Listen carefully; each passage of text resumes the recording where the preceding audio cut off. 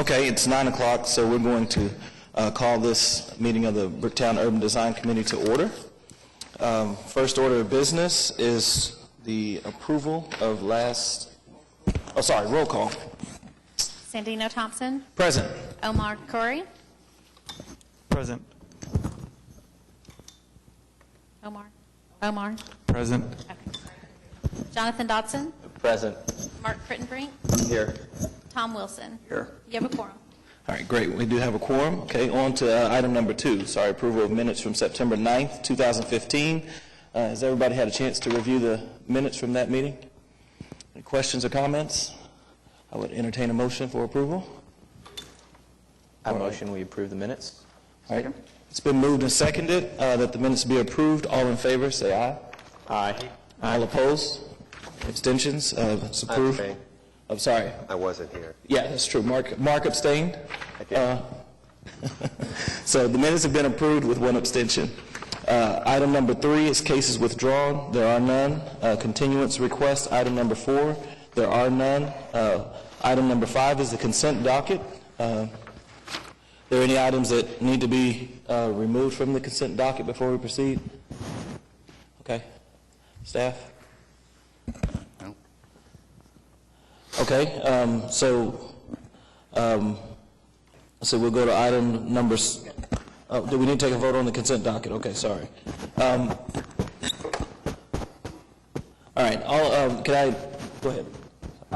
I would like to have a presentation on both 5A and 5. Thank you. I would like to have a presentation on both 5A and 5B, if we could, please. All right. Is the applicant present? Yeah. Okay. Could we do that? This item is a proposal to replace the windows on the ATM at OCO building at 25 South Oklahoma Avenue. This building is on the west side of Oklahoma Avenue on the north side of the Bricktown Canal. Applicant's present to make a presentation for you.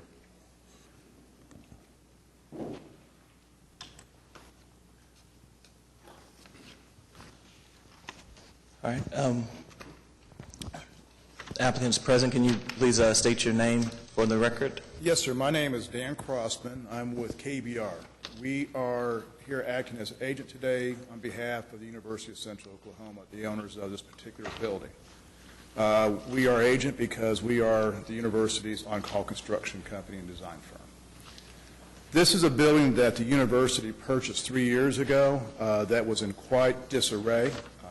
Since they had purchased the building, we had put a new roof on the structure, and we had tuck pointed the entire building. There's one other major issue that still survives on this building, and that is an issue with the windows. The building has wood encasement windows currently that have reached the end of their useful life. They're now in a situation where the windows have begun to rot, and we actually have some windows that are on the verge of falling out. So they asked us to get involved and come up with a design plan to replace these windows with something that would be a permanent situation. What you have in front of you is submittals that we turned into the university, and we're presenting them to you to show what it is that we plan to construct. We looked at the building and wanted to try and maintain some sense of relevance to the existing design. So we came in and we developed a storefront system that would somewhat replicate the window systems there currently. We also took a look at the old Nona restaurant. And on the east side of Nona's, there is a window system that is about the same size of these windows, and this window system actually replicates it. What you have in your package is elevation drawings of the 3 sides of the buildings that is to receive new windows. Each window has a letter designated which window system is going into it because we have so many multiple window systems. Then once you get behind that, you'll see a detail for each and every single window system to go in, as well as door units that are to go in. There are 2 locations that will not be addressed at this point in time because they are occupied by tenants. Once they have worked out an agreement with the tenants, they'll come in at a future date and replace those windows as well. What we are proposing to utilize is the exact same window system that was utilized downstairs in the building when the river was put in. It's a white storefront system, if you excuse me. This is the metal system that we would be utilizing. It's a typical storefront system. We would have a pan that will allow water to drain out. We're setting up and designed this to have a low E window system as well, so we make the building more energy efficient than what it currently is. The edges of this glass is a little sharp, so all of this metal is coming from Oldcastle, right here in Shawnee. We found this, we're utilizing this manufacturer so that we can also help to keep monies in the state of Oklahoma by buying local. This is a project that we like to get started right away. We had began a mock-up window on the building on the riverside, and that mock-up is actually going in today. We could not get installed previously because we just received the glass yesterday evening. So we do have the mock-up going in as well that can be seen, just so you can see what this will look like. A question was asked of me by Mr. Bilbrick, what's the setback on the storefront system going to be? We're going to put this system in the exact same alignment on the face edge. When I say faces, the outer layer of wall system that these windows are currently in. So this system will actually set back, I believe it was 3.5 inches from the existing face of brick. It sets back, I believe it was 7 inches from the pilaster. There's a little sketch in the back of your packet that shows how that will set as well. Okay, questions for the applicant?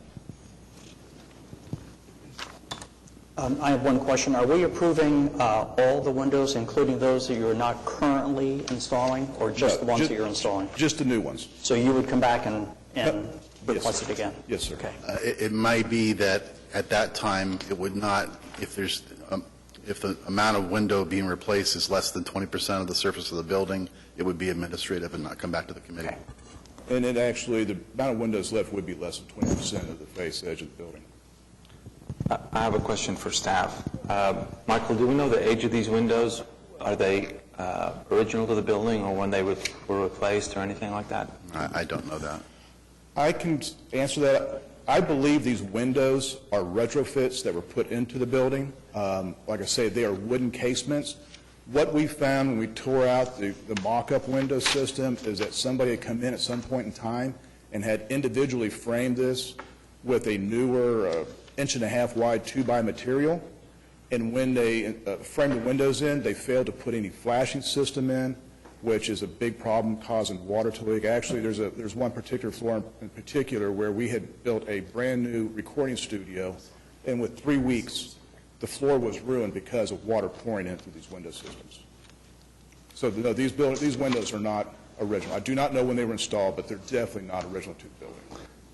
And all of this entire system that you're installing in lieu of these windows, they're all 2-inch frames. There's no distinction between the verticals and the horizontals that are currently on the building? All the window frames in the building currently are identical as far as casements. If you look at the picture, you'll see on the first floor there is what looks like 6 window frames.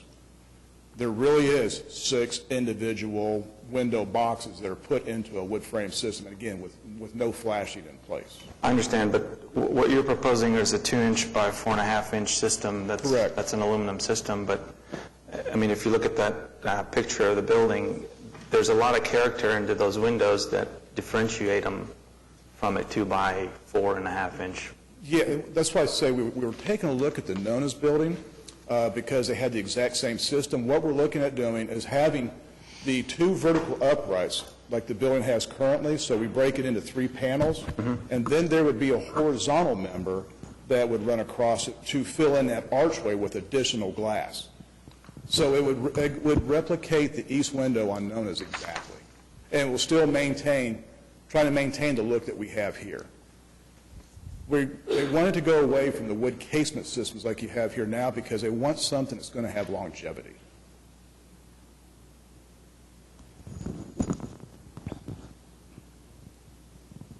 I just feel like the distinction between the thicker frames vertically and horizontally versus a system that's all the same size changes the character of some of these windows, or the entire elevation, actually. I tend to agree. Is there any, have you guys looked at a system where you can have different size verticals and horizontals that would kind of mimic No, we had not looked in that aspect. Like I said, the university was trying to stick with the storefront system, and a lot of this is also driven in the aspect of the expenses of the building. This particular building is having to pay for it, and being an art group, there's not a great deal of funds available. So we were trying to find something, again, that would be economical, something to be long-lasting, and something that tried to mimic what's been utilized in the Bricktown area in the past. Do you have an example in the presentation, or that you guys may have, of the Nonis building that you were seeking to sort of replicate? No. That you were using as a reference point? No, we do not have that in it.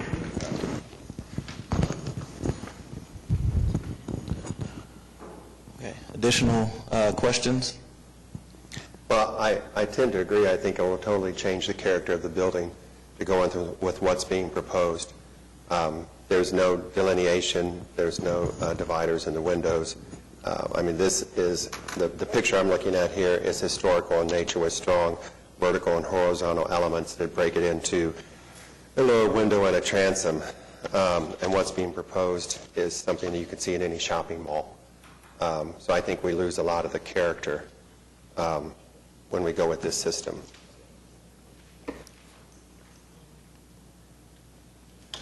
All right, with the amount of discussion that we have on this item, I'm going to ask for a motion to pull this item, and I think at this point, since they're just two items, let's pull those items out of the consent agenda, and so that we can sort of address them individually. It sounds like we have at least something for further discussion. So would somebody like to entertain I would a make a motion? motion, pull them out of the consent docket. I second. All right, it's been moved and seconded. All in favor of taking these items off the consent docket, say aye. Aye. Aye. Aye. All opposed? Any abstentions? Okay, that motion carries. So in the interest of consistency, I think we would move these to item, maybe consider this maybe item 6, pre-A or something. But I'd like to continue to discuss it, but I just want to take that action individually. So are there other questions that you all have for the applicant?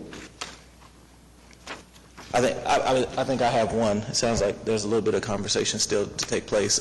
So the question that I have is about maybe time and impact of this. So I do understand and take very seriously that you guys are having some water issues and some I guess rot on around the window casements. What is the time frame and of this, I guess, project? Are you guys ready to start pending approval of this? We are ready to start pending approval. Once it's been approved, we plan on going to fabrication of the metals, and we're looking at 4 to 6 weeks just to have all the metals bent, so that once we start the process, a window element can be removed and one installed immediately. So we are looking to physically be on site mid-part of December to start replacing windows. Okay, and so having, in consideration of that, are there any things being done in the interim to deal with some of the water infiltration issues? I mean, I've had the benefit of being in the building and being in the ACM, and so are those issues that are keeping those areas from being utilized right now, or are there things that are being taken place to sort of mitigate some of that? There are areas that they've had to move furniture back out of the way from and vacate because of this. And again, they are suffering a great deal of damage to the areas inside. There's going to have to now be some abatement work done in the bottom basement area because mold has been growing down there because of the window leaks. It's a pretty bad situation for them. Okay. Other questions? If I could just pass this down, this is the east side of Nona's, so you can take a look at what that is. And as the architect for that project, I do think we were looking at a different application than we're looking at here.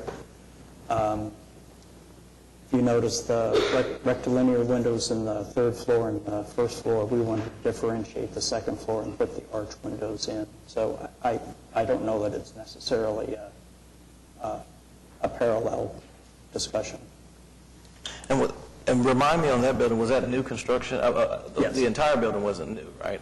So that was new construction, though. This facade was new. Okay. This was, we added on to the east side of the building. We're not done passing the phone around. Okay, other questions for the applicant or staff on this? I have one. Do you have any historical pictures of the windows system that was in place when this building was built? No, I don't. UCO is not the original owner. They had purchased this 3 years ago when they did. They did not have any historical photos. They didn't have any drawings. They had received nothing from the previous owner. Okay. Thank you. All right. Thank you. Thanks. Okay. At this time, I think we should entertain a motion for some action. If there's not, and we can discuss further, I think that once we have a motion on the floor. The motion is to move it to the... Well, I think we just need to move on this item. Yeah, this item needs approval, disapproval, continuance. So we're discussing it, so it's out of the consent? It's out of the consent. Yes. Okay, so now we're discussing it. Yeah, it's for individual consideration. Okay, Yes. thank you. So I have a question for the applicant. If we were to approve this with a window configuration similar to what's currently there, is that going to allow you to move forward? It would allow me, I would have to get back with the university. It's going to cause a considerable jump in cost for them, so they'll have to go through the process, and President Betts will have to try to find additional funds. If they don't have the additional funds, what could happen is this project will get shelved for whatever time frame until they can find the money. This has been a project that they've discussed and wanted to do now for the past 3 years and just haven't had the funds to do it. So they have limited resources to do the work with. So to answer your question, it would delay it. If they can pay us additional funds to do it, it would delay that process. It could delay it for an extended period of time until they can find additional funds. It could delay it 2-3 years. Well, my sense is that there are a number of people here that do not care for the configuration that you've come up with, and I think we understand the economics of it, but part of our job is to protect the integrity of the Bricktown buildings. So that my concern is that if we go to a vote, that we're going to end up denying it, and I don't think that's necessarily what we want to do. I think we want you to change out the windows, but in the interest of time, I'm looking for some guidance from you. Would it be better to continue this for 30 days so you can figure out what's in your best If we interest? could continue this for 30 days, that will give me time to go back and discuss it with the university to see what they feel their options are and how they could handle this as well.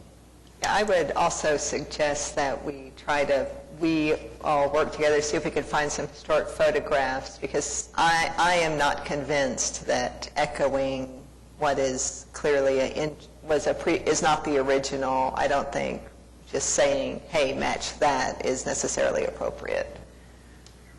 But we could look for another reference. Yeah, I think we probably echoed Tom's sentiment that was expressed, and very cautious about, the impact that it will have to the building over the long term.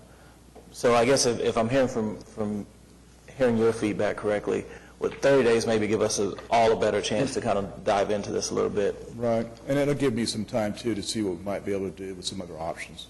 And Come back with some alternative ideas. I'm not looking at replicating exactly what's there. I just like the proportions that I'm looking at there versus with a standard 2-inch frame everywhere. That's all. You're saying maybe just a wider metal system. Right. Okay, understand totally. Historical precedence. I move for continuance to the next scheduled meeting. Could I ask a question just when we're evaluating other alternatives? Does anybody have a preference or opinion on whether or not the glass meets the curve? As proposed, one of the characteristics is that the glass fills up the transom area, but on what's there now, it's wood. I definitely think it's that that look is preferable. The wood, not the Yeah, glass. the wood. No, sorry, the glass, I think, is... Okay, because this has the wood. Does this have the wood? Yeah. Yes, currently, the bow across the top of the archway is filled with wood. And what we were proposing, again, try to replicate something that has gone through the process before. We created a transom above that was arched. Yeah. I think what I would suggest is that if we can look at maybe 30 days, and it sounds like we have a willingness to do that, to maybe look and hear in the comments that we have about the historical character, because I obviously, not having been presented with that information, are still my personal opinion, but not necessarily in keeping with the historic character of the district or of even this building. I think if you guys can take that time to really to look at what's there, what has been there, and maybe try and find a better balance, and also taking into consideration some of the things that will keep the project moving forward. I think that's important as well, especially with water, issues as well. Then maybe that's the best approach. So we know those pictures are out there. You guys have kind of heard the feedback from this body.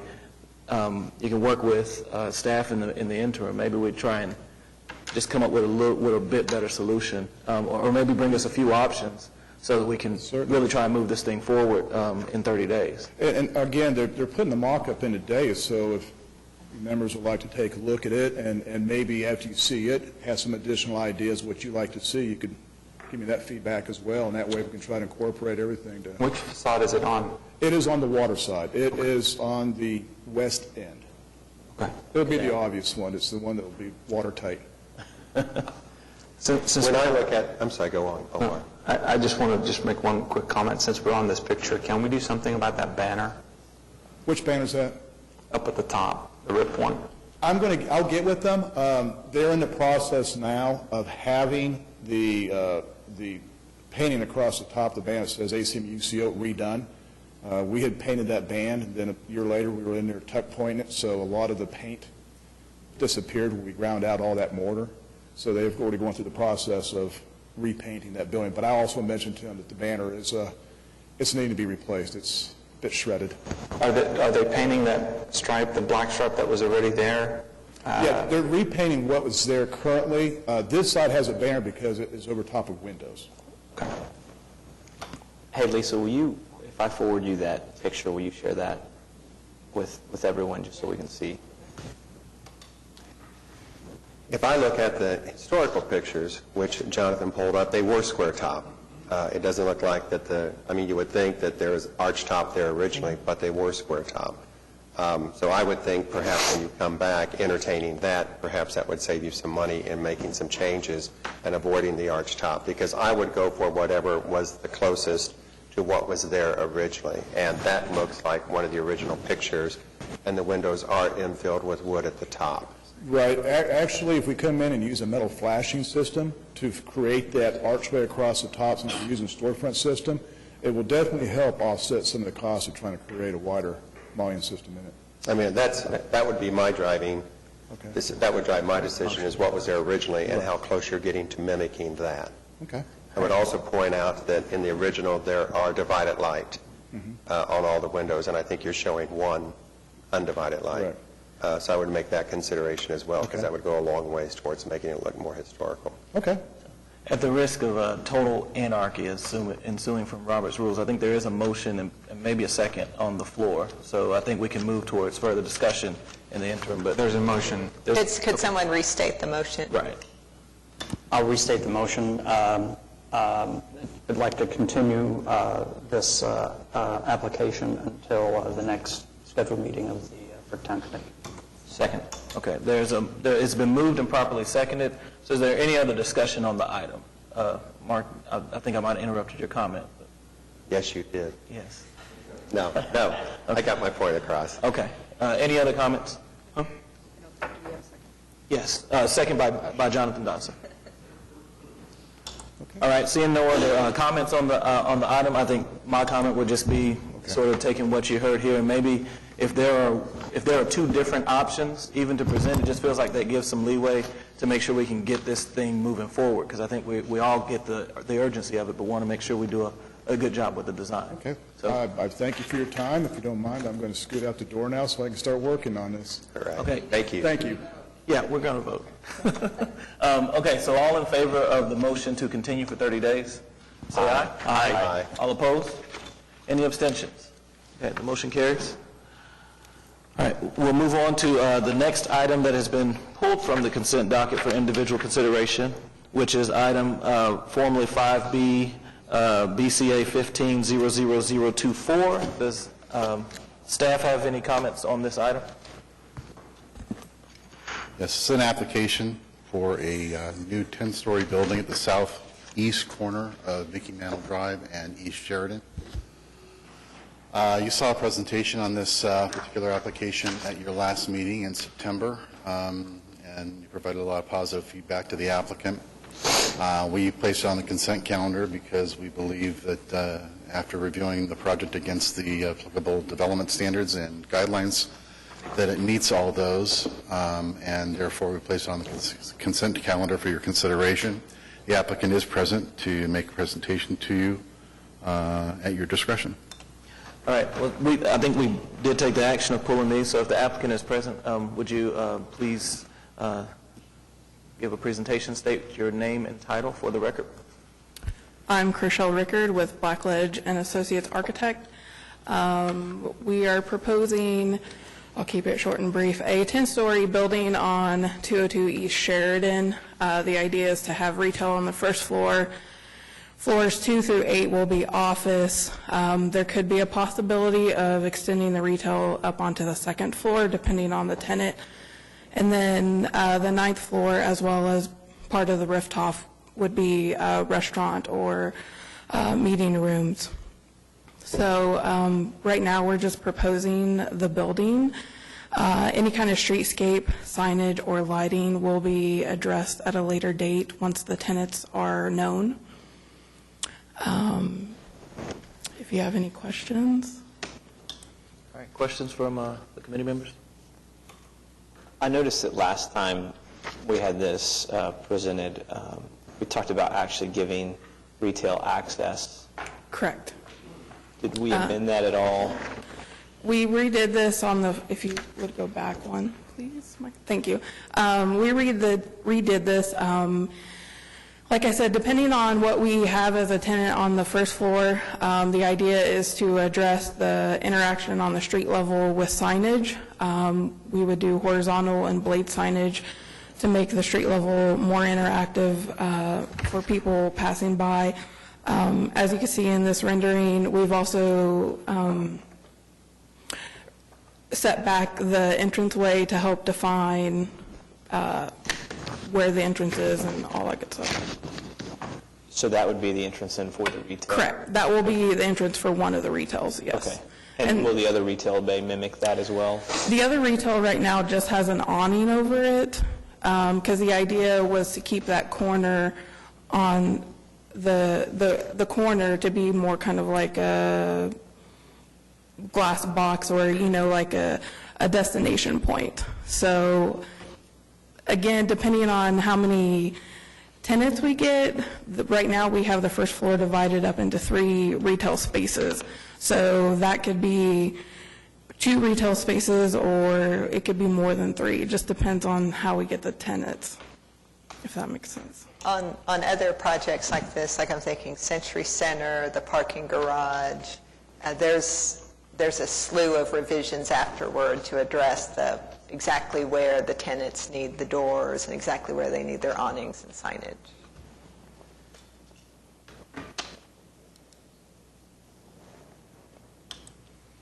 Okay. Are there other questions for the applicant on the presentation?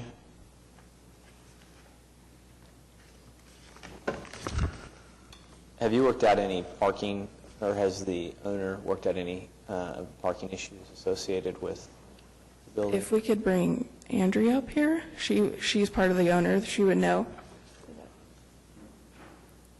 And if you could please state your name and title for the record.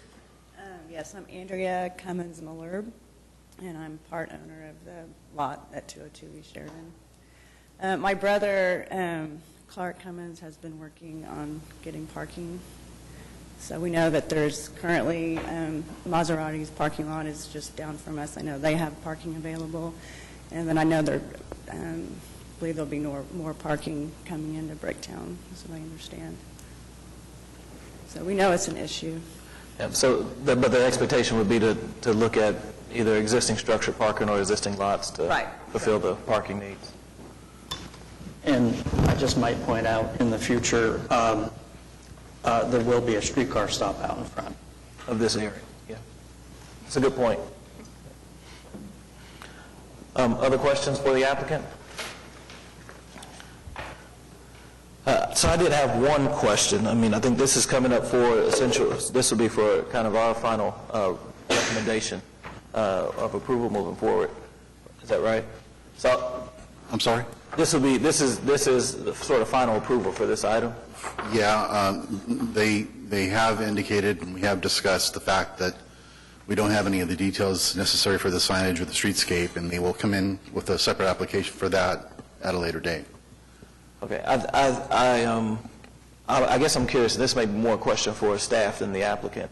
Going back to Jonathan's comments earlier about the first floor frontage, which I think is an important distinction, but I do think maybe it's harder to sort of figure out exactly what that should be now.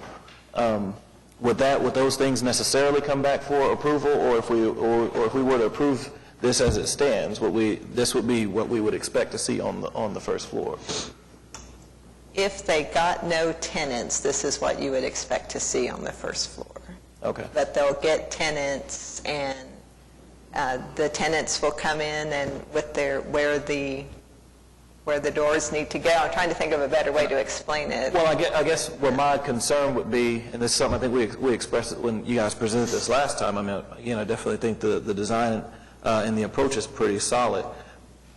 But without anything else changing, we might still have an instance where, based on this design, most of the traffic is oriented within the building versus, traffic being oriented around the building as well, which I think is something that we've tried to encourage with new developments. Is pretty well handled by existing. We have 1, 2, 3, 4 entrances around the surface of the building, not including the main entrance through the lobby. And there's also entrances to the back of these spaces through the lobby area. But as the applicant stated, this retail space here may end up being 2 spaces, and you might end up getting 2 doors on that, Sure. in that particular frontage instead of just the one that's shown right now. And more than likely, this one down here will probably be at least 2, if not more. And you'll probably end up with more openings on that frontage as well. But at this point in time, this is what they're proposing, and that's what they would be able to build. All right. Other questions? I think if you office at a building, you don't worry about where to enter. You know that because you're there every day. But from a retail consultant standpoint, if someone was going in and trying to place tenants, you want as many markings and as many signs as possible to say, hey, this is where you enter in. And coming in from the outside is preferable for any retailer versus actually having to go inside the building and then walk around. So, But you could make a condition that they add a couple more doors onto Mickey Mantle. You could do that as part of your approval, whether or not they keep them closed. yeah, it's more or less, it's not just doors, but it's actually the posture of the building and where it says this is where you walk in. And right now, where you want to go is into the office space in that middle. That's where a lot of the kind of the weight is instead of saying we're going to, I really like the glass box activation. I think that's a great idea. But I think putting awnings there or putting something there that says, hey, this is where the retail is, because that's going to be the thing that really makes that building a fun place to go be at. Whereas all the office tenants are going to know you go in the center of the building and go up the elevator. You're just going to go to the rooftop. Okay.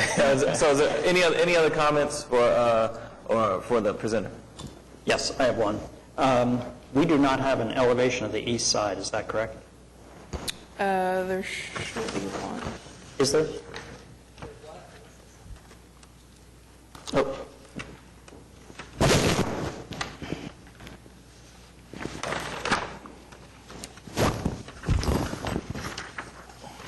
I missed it, so let me take a look.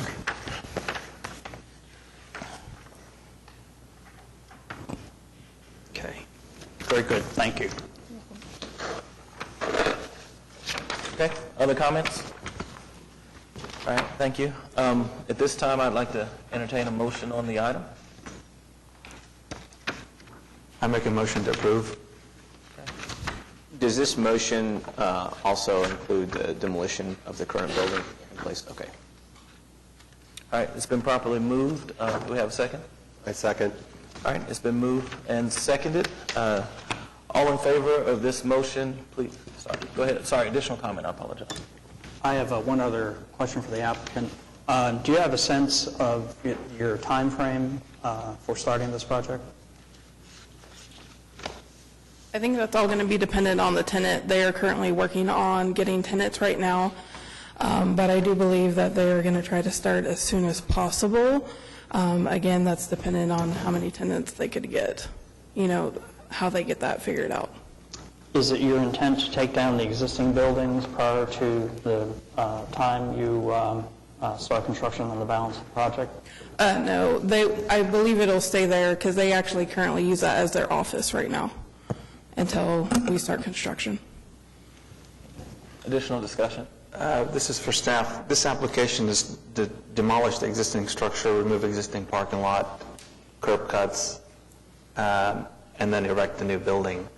All of that happens at the same time. It's not like they're going to take out one of the building and... They could. Yeah.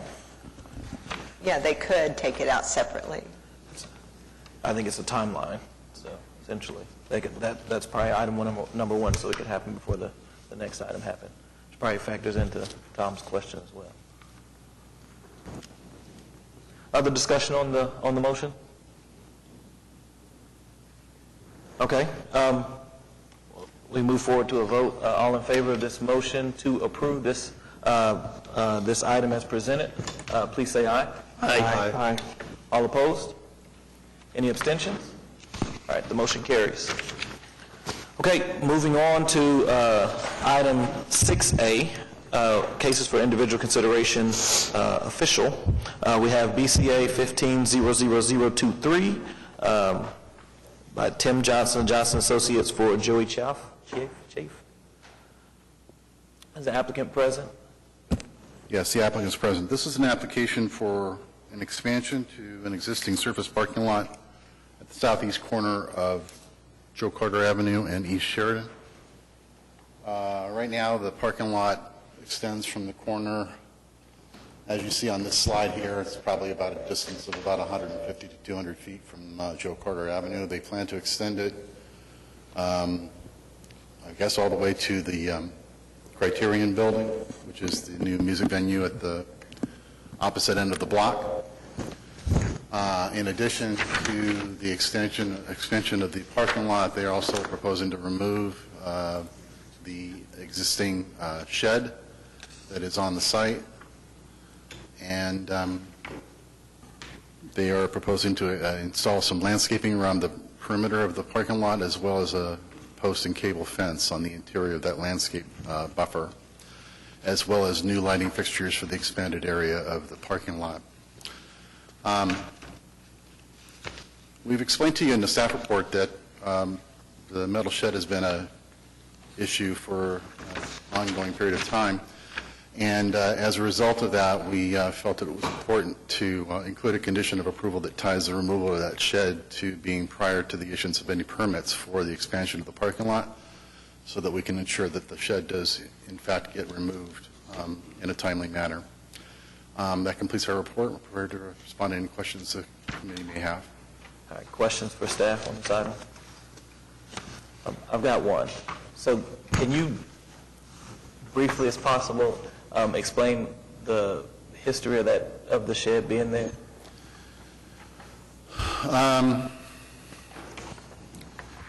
There were some approvals granted. There was a shed on the property at some point in time. We don't know how it got there. It was probably in the mid-2000s. And at one point, there was an approval granted, a certificate of approval granted for the replacement of that shed with a building that was clad in brick. similar to the way that the Brewers have done their parking attendant sheds on the 3 parking lots that they have recently processed through this committee. However, that shed or that booth was never constructed, and the shed just remained.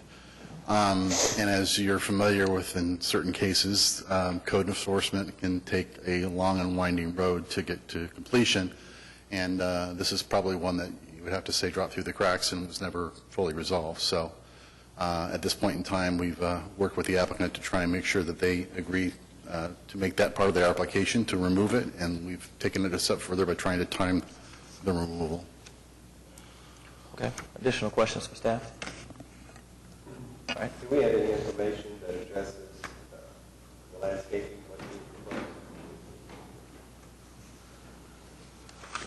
Good morning. Tim Johnson with Johnson Associates, representing the applicant. We had submitted to the staff the minimum criteria to meet the ordinance. We'll submit a landscape plan for permitting. Excuse me, for permitting. The ordinance requires certain tree spacing. This rendering doesn't show all the other green area that'll be in there with shrubs and grass. Out to on the north, there's the new construction of Sheridan, and I'm not sure that sidewalk's been completed yet. Yeah, so there'll be grass on both sides of that new sidewalk. So there'll be a lot of landscaping on the north edge. There's no access point there. At the access points, we're going to remain where they exist today. And so entrance will be coming off of Joe Carter, but it'll be fully landscaped around, and because the landscape ordinance requires it to be irrigated, it'll have to be irrigated as well. But we have not, it wasn't a requirement to submit a full detailed landscape plan at this point, just the minimum criteria. So the owner is still working on who he's going to hire to do that.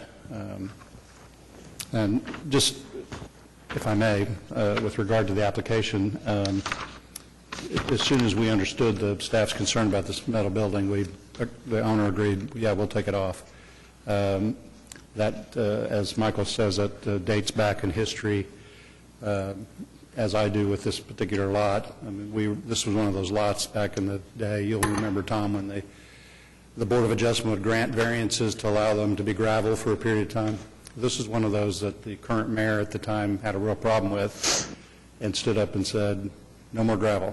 And so these became paved. Several others became paved after that. So unfortunately, there were no regulations at the time to govern the landscaping and what got paved. So it's existed like that since probably early 2000s. So I'm not aware of the metal shed. I don't know where it came from, but it was on the property prior to the current owner buying it. So he's agreed to remove it. His intent is to have automated gates here. We'll be back before you with the design of those automated gates at a later date. And if a personnel building is needed at that time, we'll provide that for your review as well.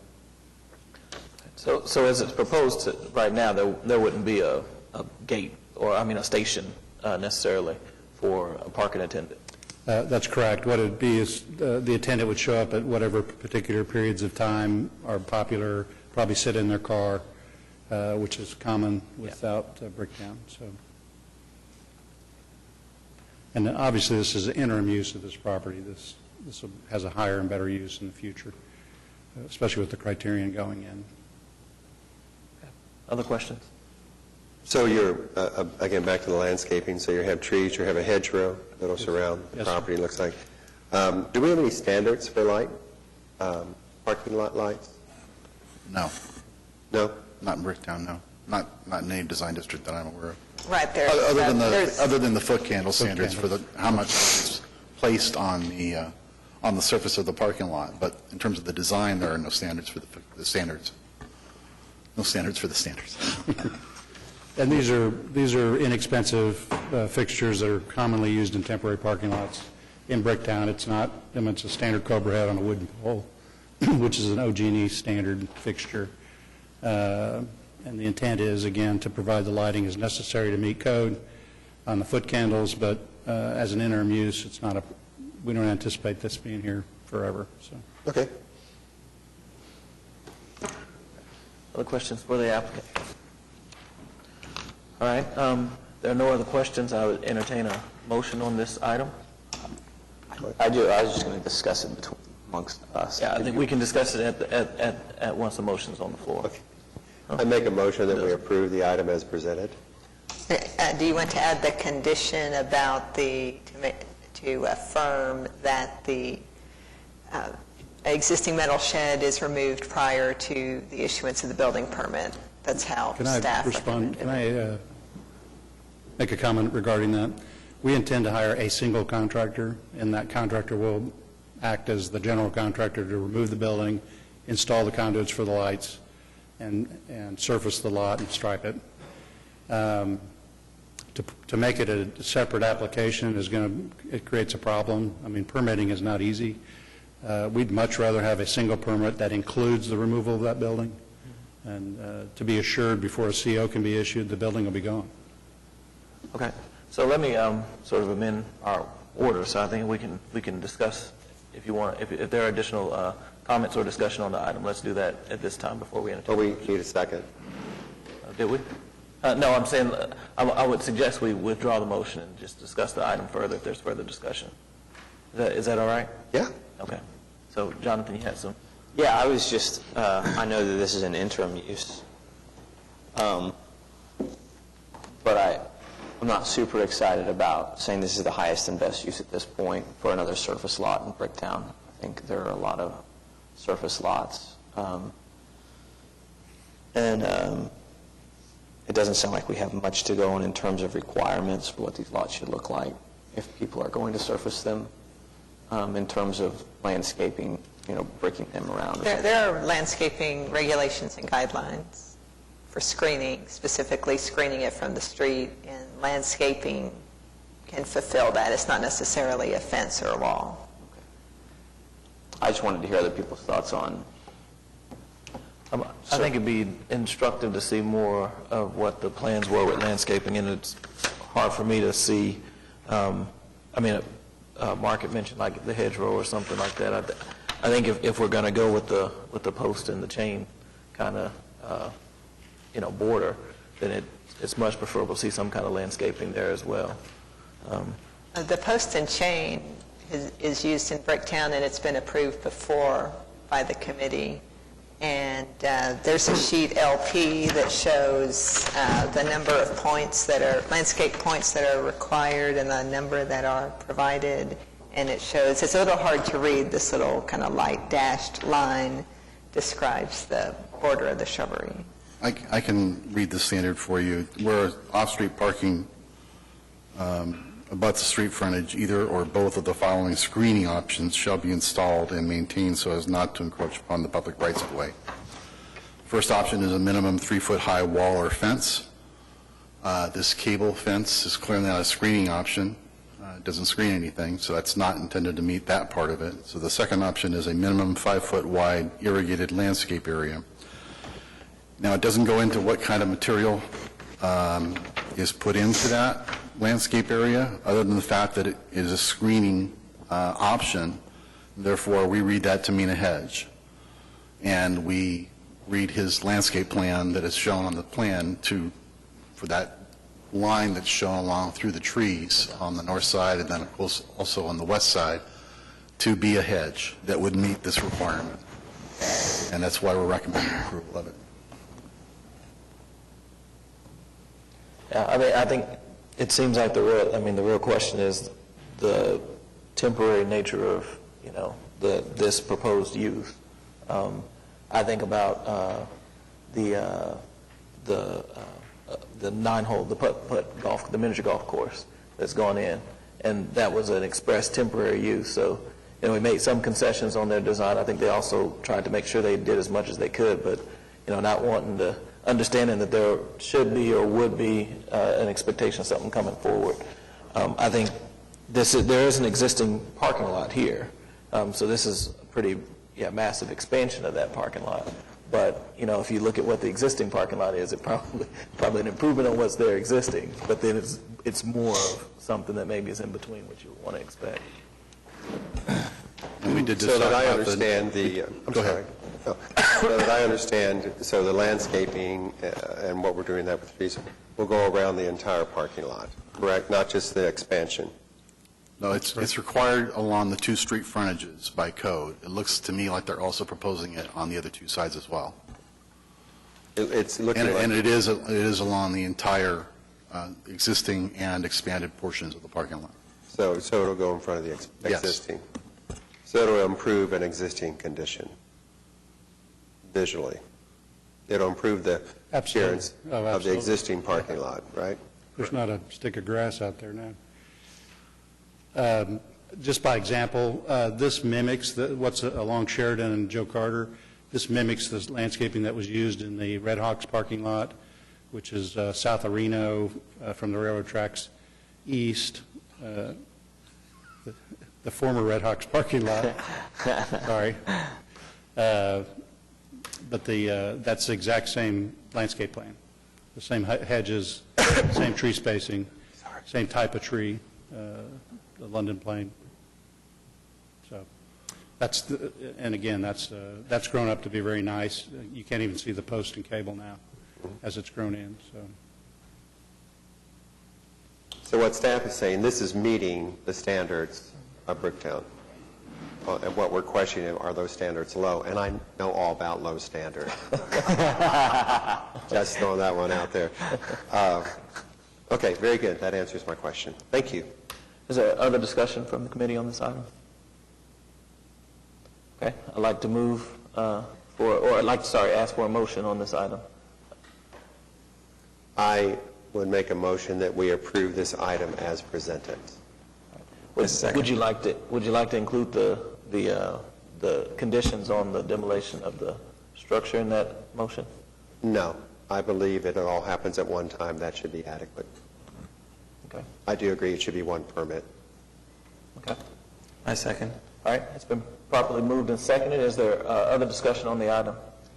Just to reiterate, the removal of the structure is on the plan, so we're including that. All right. It's been moved and properly seconded. All in favor of this item being approved as proposed, say aye. Aye. Aye. All opposed? Aye. Any abstentions? I think there was one nay vote. All right, the motion carries. So the next item for individual consideration is 6B, BCA 15-00025, consideration possible action Bobby Sprand for Brewer family to repaint building. Staff have a report for this item? Yes, this item is a proposal by the applicant to essentially repaint the building back to where it was prior to some paint that was applied without authorization. And with that request, they are also asking that some of the paint that was applied without that approval be allowed to remain. I can do a better job of speaking to it with the presentation. The building in question is Club 115. This is how it looked before the paint that was applied without approval. It's basically a medium brown along the entire face, including the columns that are on either side of the entry, and of course also across the top. I believe it was around 6 to 8 months ago that they came in and painted the building like this with basically black all across the top and the bottom and on those 2 columns that straddle the entry of the building. And then there's a gray color over the brown in the middle. What the applicant is asking to do to correct this problem is to basically leave the black as you see it on this photo and repaint those gray areas that you see on this photo back to the original color of the building so it will match, I believe, the east, the color of the building on the east facade of the building. And that's it in a nutshell. We're recommending approval to the committee. Okay, questions for staff? Do we have any imagery that shows how it would look with the brown and the black inserts? No, we don't have anything like that. It basically would look like this with the old original color in place of the gray. Our applicant is a tenant of the building. He doesn't have the technical capability to provide you with the photo films of what it might look like. So we went with the before and the after. That's pretty much what we have. And to be clear, we're essentially talking about a paint scheme. I mean, it's just a paint color. Right. There was again, this paint job you see in this image was done without a CA. There was a code enforcement proceeding initiated on the project, and the applicant, and I should point out, this applicant did not do this paint job. This is a new tenant and new owner of the business, and he's come in to rectify the problem that the previous tenant left for him. So this is, again, the scheme that was there, that is there now, and they're proposing just to put that brown paint back in the place where the gray paint is here in this vision. Okay. Other questions for staff? All right. The applicant is present. Yes. Would you state your name and title for the record, please? Bobby Spann, I'm the owner of Club 115. Okay. You have any presentation or comments you'd like to make? No, I don't. My partner and I just bought the business about 2 months ago, and obviously this was a problem that, that we didn't create. We're trying to rectify it. And, what Michael suggests is we just really, want to paint the gray back to the original, which he's calling brown, but it's really kind of a maroonish brown or whatever, but we would paint match it back to it. But if you look at the picture, you see it's a pretty large structure. And I think without it being, identified top and bottom and the columns being black, I think the building just looks pretty bland. Okay. Are there comments questions for the applicant? Go back to the gray, please.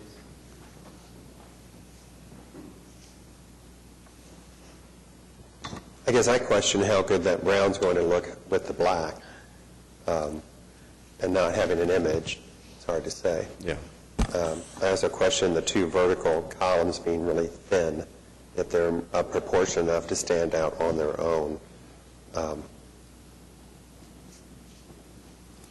But I also understand that you bought into it. So the awning is the same. It blends in here, but the awning stays the same. Yes. This is similar to a treatment that was approved by the committee on the Henry Hudson's building, the next block over. Their base color is not so much brown as it is more of a crimson or a red color. So perhaps the red blends more with the black than this brown would. But So to frame the circumstance, at least as I understand it, is so the thing to do would be to take the building back to its original color. Now, I think there may have been some comments when this took place and when the staff reported on it that the original color wasn't great, but it sure wasn't okay. I mean, just because the condition of the color, I mean, it kind of faded and whatever the case was. So, but then this definitely wasn't, first of all, even approved, and then, I mean, the actions that took place that aren't really in keeping with the guidelines. So it kind of seems to me, if they're trying to rectify the issue, I mean, the baseline here would be to take it back to the original. And I think that's kind of what you were proposing in your report. So in lieu of taking it back to the original scheme here, there's being proposed to at least take advantage of this opportunity to create some accent or some kind of, pop on the visual side. So be it the original color, be it maybe something more along the lines of what you see with Henry Hudson's. I don't assume you guys would have a specific issue on the scheme, how red or how brown it is. Not really. But it's just to create some accent. So I think that's at least from our standpoint, maybe how we can help to respond to this, unless we think that going back to that original color is the way to go. Just a quick question, Bobby. We office right across the street from you, but when they painted that hideous paint I can't even remember what's on the east side of the building, other than the ramp and the doors to there, and there's a little... It's all one solid color, which was the original color right there. Which is that brown, that tannish, Yes, or that's that correct. reddish brown? Yes. Other questions for the applicant? I would recommend that we consider a continuance and get a drawing of what this is going to look like. And I think you can work with staff as far as the color is concerned to figure out how to do it. Okay. Other comments? Questions? All right, seeing no further questions, I would entertain a motion on this item. Move for a continuance to the next scheduled meeting of the Bricktown Committee. I second that. All right, it's been moved and properly seconded that we continue for 30 days. Any further discussion on this item? All right, we can, well, I guess actually let me ask one more question for the applicant. Just want to sort of make sure that, because the staff has kind of suggested that there was some question about you guys being able to present this. I think, as Tom indicated, we understand what you're trying to do, but we want to be able to see kind of what this is going to look like. I think staff, and again, from hearing these comments, you guys can come up with something that would really work. Okay. And I do applaud the intent to sort of fix this issue, and I think it'd be good to fix it the right way. Okay. It'll be that plus a black, so I'll get it. I'll get you something. Okay. All right. At this point, it's been properly moved and seconded. All in favor of this? Are there any more discussion on the item?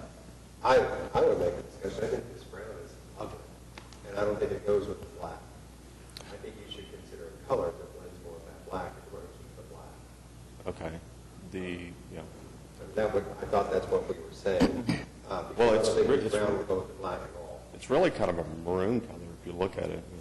Right, and I think what's important is that we have the actual color scheme. Right. And so I can bring a chip off the side of the building too. Right. Well, I think what will be good is also to see it presented though, and I think I don't want to make representations of cost, but I think it'd be very easy to get either a designer or to get support from staff to be able to make that presentation of what color scheme we're going to go with and what it'll look like. There may be even people in this room who you could get some feedback or some guidance from on how to do that. I think I don't want to ask for too much, but I think that's a pretty basic and simple requirement for you guys to. I do want to point out, though, if you do go with a different color on the front, then that would require him to paint the side as well to match, I would assume. And perhaps it would be a good idea for the next meeting to bring back not only the existing color that's there on the side of the building, but maybe 2 or 3 other options that the committee might want to consider. Yeah. I think that makes a lot of sense, Michael. All right. Any other discussion? Okay, so it's been properly moved and seconded. All in favor of continuing this item for 30 days, please signify by saying aye. Aye. All opposed by like sign? All right. Any abstentions? Okay, this motion has been continued for 30 days or to the next Bricktown Urban Design Committee meeting. Thank you. Okay. Let's see here. I think we're now at other business, item 7A, which is the 2016 meeting schedule. Yes, we have drafted a schedule based on our regular schedule of 9 a.m. on the second Wednesday. There weren't any exceptions, I think. Or we didn't note them if there were. So we're proposing this. We're required to file this with the city clerk in November, so that's why we are talking about it right now. All right. Anybody got questions or concerns about the proposed schedule for 2016? All right. Move approval. Second. All right. It's been properly moved and seconded. Any further discussion? Seeing none, all in favor, please signify by saying aye. Aye. All opposed, say nay. Any abstentions? All right. The motion carries for the proposed calendar year 2016 meetings. Next item, other business, is 7B, Bricktown Design Regulations and Guidelines discussion. Yes. I'm going to start this presentation off by saying it's back. I think that we were talking about these regulations and guidelines, the updates to them, about the same time a year ago. And I think that we were pretty close at that time to bringing forward to you, and I think we did in fact present a draft of what those regulation updates did look like at that time. The good news is that we have coordinated with the team in the planning department that's working on the downtown development framework and worked with them to incorporate some of their concepts and design schemes into the regulations and guidelines for Bricktown. That's taken probably a little bit more time than we had hoped, but we are finally through that process, and we hope to have back before you at your November meeting an updated revised draft of what you probably saw about a year ago.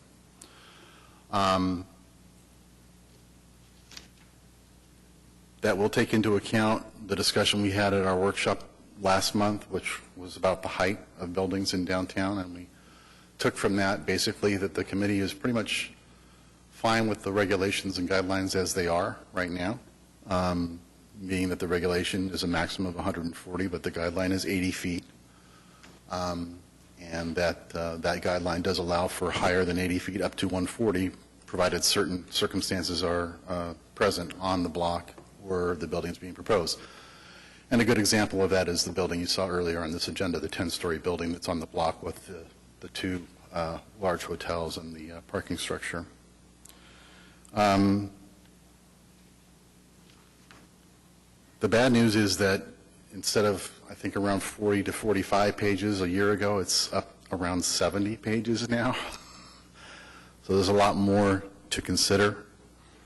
And pretty much every week since last year, there's been something come up, either in this design district or some other design district, where it's kind of like, oh, yeah, we should probably make sure that's covered in our regulations. So we're, as we're going, we're adding things to it and making sure that we've covered all our bases and making sure that what you see when you look at these regulations at your next meeting will probably be the Cadillac of the design district guidelines that all the others will have to be modeled after going forward when those efforts are undertaken to update those design district standards. So we've outlined for you in this brief summary kind of the big highlights, the big picture points that we feel are important to point out to the committee. There's quite a bit of work being done in the sign ordinance as it pertains to the Bricktown district. And then moving into the district itself, we're making some changes with regard to procedures and the committee makeup and terms and so on and so forth, and then on into the district itself where we talk about the actual standards and the actual design guidelines. So what we've outlined for you here is pretty much a summary of what you're going to see in detail in the document we bring forth to you at the next meeting, and we're prepared to respond to any questions that this highlight list brings to mind or any concerns that you might have that you don't see addressed here, or any concerns that you might have about what's being proposed in this document. So any feedback you can give us either now or after the meeting would be appreciated, and we'll hope to bring it back for you for consideration at the meeting in November. Now, being a document that is upwards of 60 pages, we don't expect you to take action on it in one meeting. We're hopeful that you can complete it in maybe 3. But that's our target, to bring it back to you in November, and we'll move forward from there. All right. Thanks for that primer, Michael, and for the work that you guys are putting into this. I mean, I know it's a lot, and we probably, given the activity and just kind of the time since the last update's been made, I mean, there's a lot of moving pieces to this. So the district sign standards that you guys are proposing to make changes to here, how does that factor into, and this might be a question more for Lisa, or it might be a question to sort of bring up at a little bit different time, but we had talked about now working on a master plan around signage for the Bricktown area as well. So how do these things kind of overlap with each other? And they are separate efforts, but they do overlap. There is reference right now in the document we're planning to bring back to you in November to local directional signs.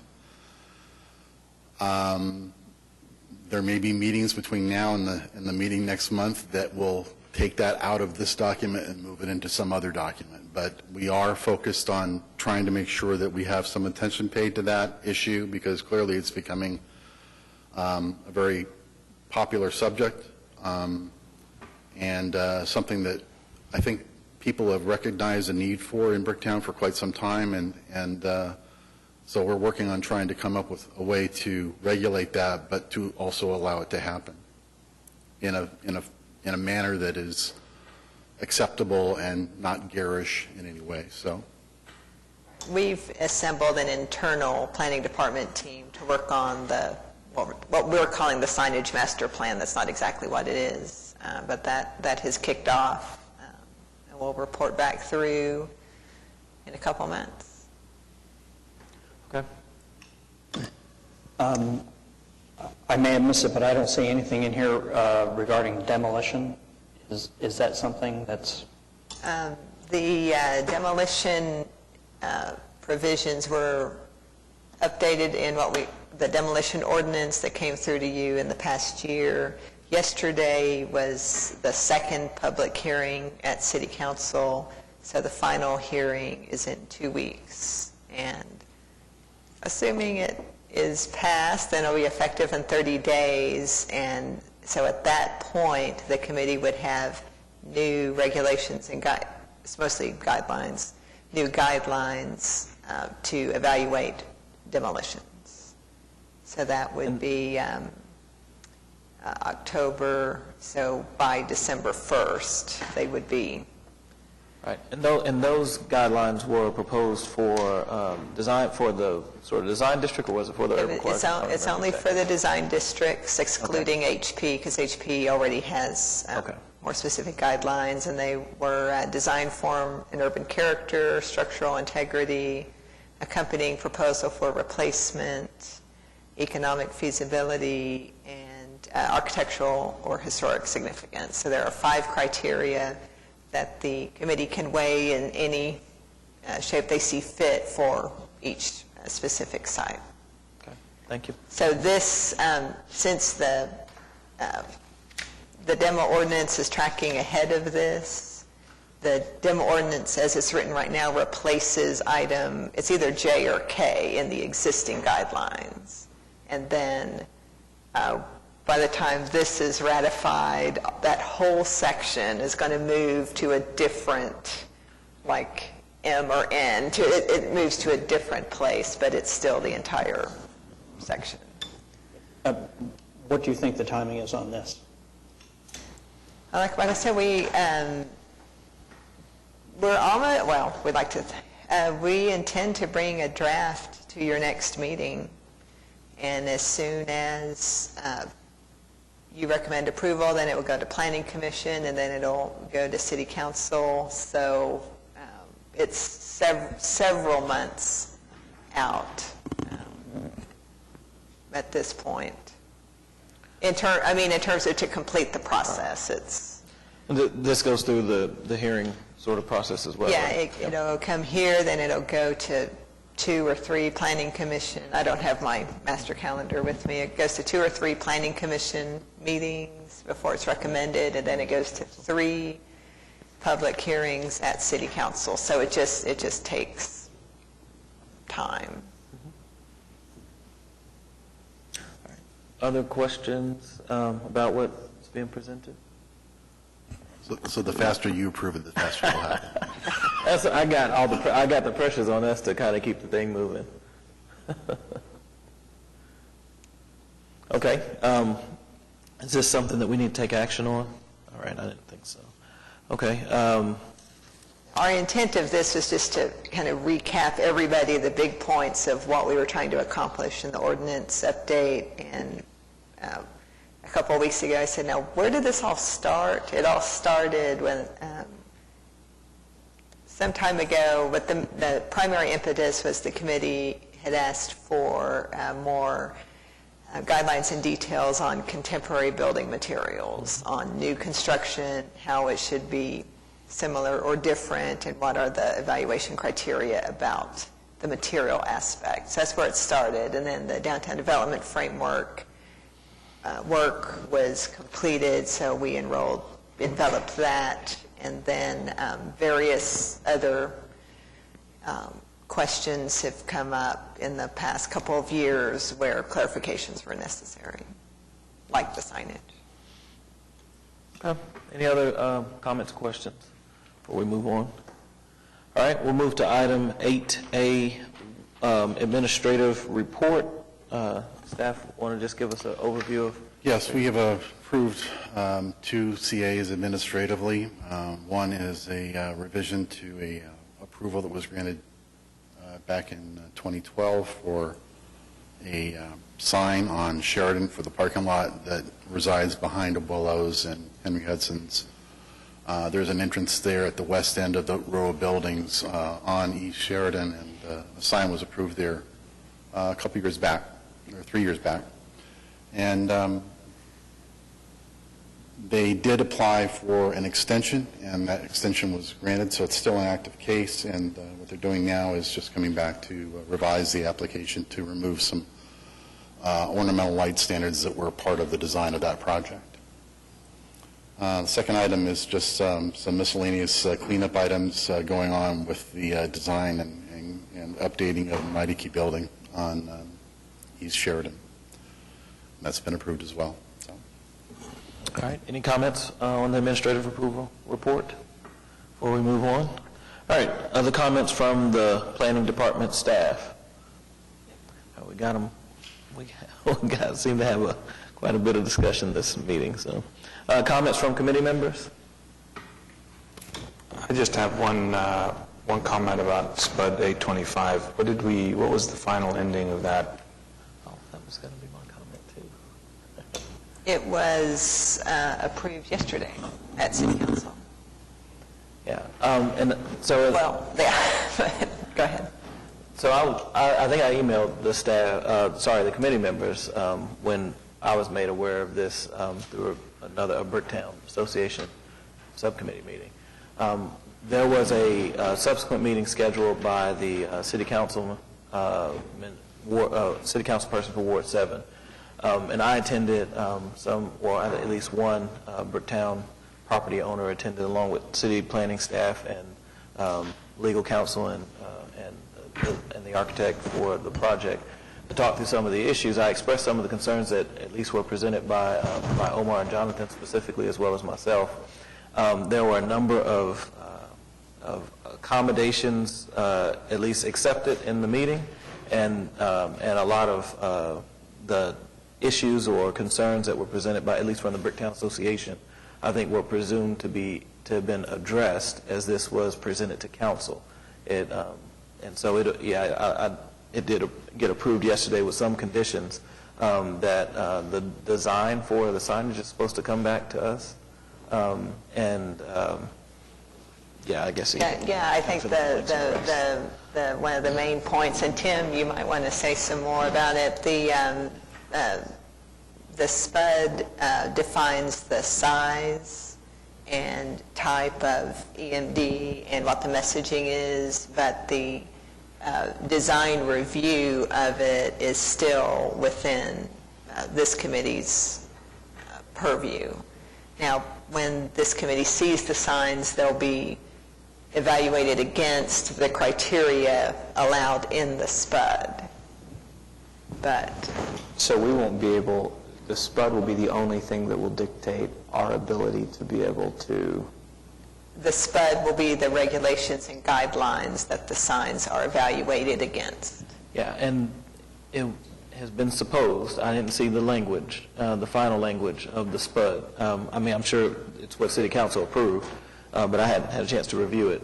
But it was supposed that that SPUD language included the Bricktown regulations, or at least appropriated them into the SPUD, with the exception of, I think, really the non-accessory items and being specific around this particular signage request. It did. So we always have an issue with the size as well. Has that been addressed in the SPUD? The size in the SPUD is smaller than what the committee saw earlier this year. It's smaller by like 30%, 40%. Yeah, it's 32 feet instead of 56. And it's vertical orientation. And it'll come back before you as soon as we get the materials put together. We're going to make an application for you guys to review the sign materials. As Lisa mentioned, the sign size itself, the fact that it can be an EMD, the non-accessory aspect, and the messaging. 20% of the messaging will be given to the Bricktown Association and the Downtown OKC Inc. to utilize during specific hours, which are the daytime hours. The concern was that they'd be thrown into the 3 a.m. time frame, and we made sure that that was not the case. And then there's some timing on the lights themselves. They'll be dimmed at dusk, and then they'll go off, I think after 2 a.m. to 6 a.m., something like that. So that's all written into the SPUD that we'll have to adhere to from a land use standpoint, but you guys have the purview of the materials and the location of the sign relative to the parking hut. Was there in any of the SPUD how we're supposed to monitor or regulate in 10 years when there's a new owner of that building in terms of It's the same process as the shed that's been there since 2005. Okay, that's what I thought. I mean, so they could be running drink specials on the... They're legally required to conform to the regulations of the SPUD, and if they don't, then it goes to code enforcement. Okay. All right. Other comments from committee members? Will that just be a normal way in which people will get around the sign issue? I mean, it's a totally allowable way to do that. It's not like anything was done that was wrong. It's just is that what's going to happen going forward? I think, let me tell you what I've learned in the past month through this exercise. I think there are some ambiguities, at least that have been expressed, and there have been some specific cases made, and I think all of those concerns, were sort of voiced to the councilman whose ward this is represented here, and to city planning staff. So the concerns for the precedent that it was set, the concerns for the impact on SPUDs in historic districts, so all those things were definitely voiced as concerns. I think ultimately, it lies with the city council who our work is on the behalf of to approve or deny these requests. And, the Ward 7 councilman did sort of recommend approval, which typically the rest of the council would follow suit. I mean, not always, but so that's kind of where the direction that went in. I will say that planning staff has communicated, and that's why maybe I wasn't clear. I brought up the question earlier about this signage master plan, which I'll use that term until you guys give me a better one, be really prioritized, because now I think the guidelines reference a master plan that would help to really set some firm guidelines and expectations for what signage should look like within the Bricktown district. So that's why they're prioritizing that effort, really to try and preclude this kind of thing from being an issue as it was presented, at least. Thanks. Did I get that right? Okay, great. They've been helping me out on this because I had a breakdown a couple of weeks ago. All right, other comments from committee members? Okay, next meeting date seems to be November 12th, 2015.